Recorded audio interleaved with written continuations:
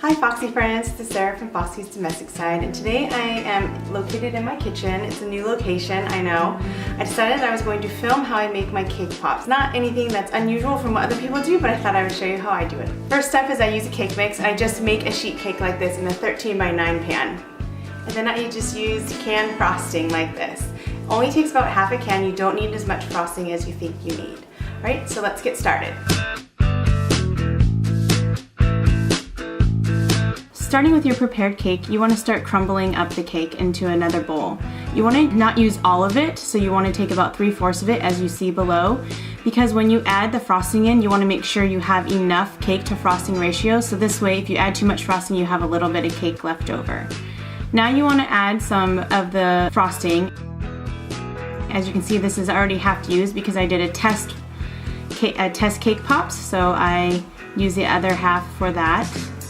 You just mix it up until you get a kind of a moist consistency.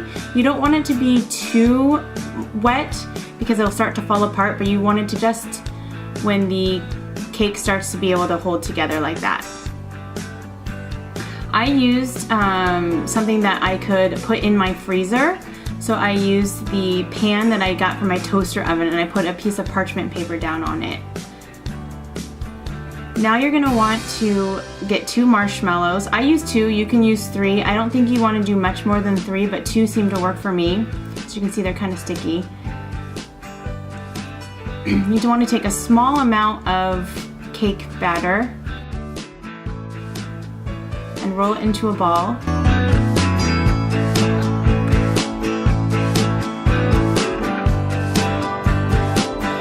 Kind of break it open, and then you're going to stick the 2 marshmallows inside of the cake ball.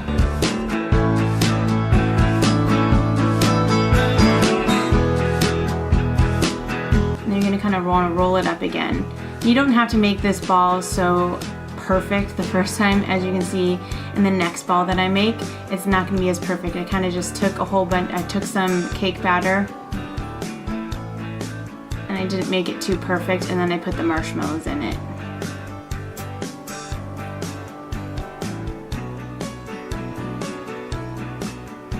There's no rhyme or reason to where you put these, you just kind of want to stick them in the middle and shape the ball around the marshmallow.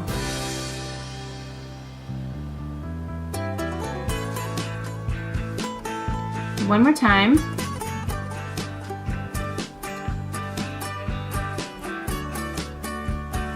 Take some marshmallows that are really super sticky, some cake batter. You want them to be about 1 inch or so, 1.5 inches maybe. Break it open. You see, I didn't make these as perfect circular. I realized you didn't have to make them. It was wasting a step, so kind of streamlined it a little. Now you're gonna want to put these into the freezer for just maybe 5 minutes to make them a little bit more firm, so when you put the stick in, it's going to make it a lot easier and it won't fall apart on you. While that's freezing, you're going to want to take some graham crackers. There was no rhyme or reason to how many I picked. I just picked 6 up and I kind of broke them apart and I just mushed the heck out of it. I would have used my food processor to do this, but the kids were sleeping when I made these, and so I had to do something else. You're going to want to pour that into a small bowl, and then you're going to want to make this Candy Quick. This Candy Quick is super easy to use. You just pull it out of the package like this, and it even comes in a tray that's microwavable, so you can just use that in the tray. You want to set it for 1 minute and then stir it, and then you'll see that that's not going to, and then you're going to want to use 15-second increments after that until it's all smoothed out and melted. For my microwave, I think I had to do it about 4 times.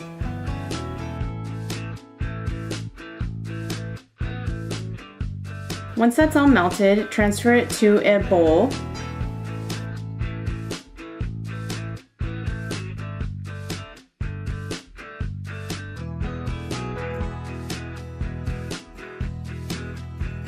Then you're going to take your really cold cake pops out of the freezer. And this is when you're going to want to use your cake pop sticks. I bought these at Hobby Lobby for $2.99.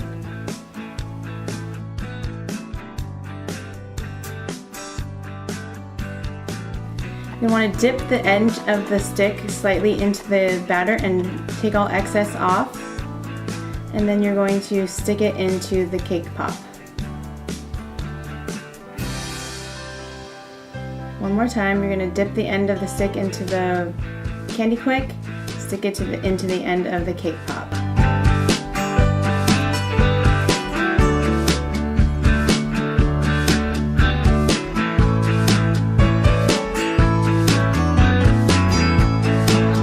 Now you're going to put them back into the freezer once again. Wait 10 to 15 minutes and then take them out. You don't want these to be too frozen or else the shell will start to break apart. Now you're going to take your Candy Quick. You're probably going to have to put this back in the microwave to melt it a little bit more because it's been sitting for 15 minutes. And you're going to take your graham cracker crumbs and you're just going to dip the end of the cake pop into the Candy Quick or your whatever you're going to be using. Walmart does have a version of this that is just as good and it tastes great. You're going to tap off as much excess chocolate as you can.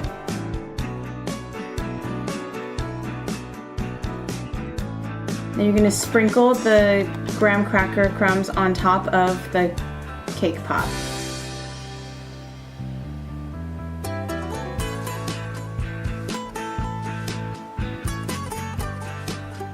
Tap off the excess.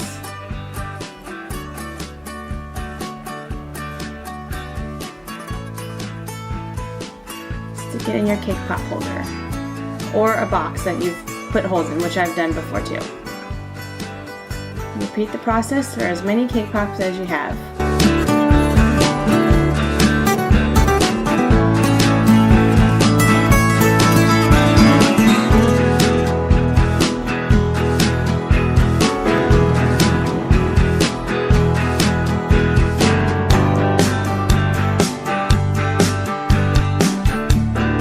There you have it, s'mores cake pops, all ready to go and delicious.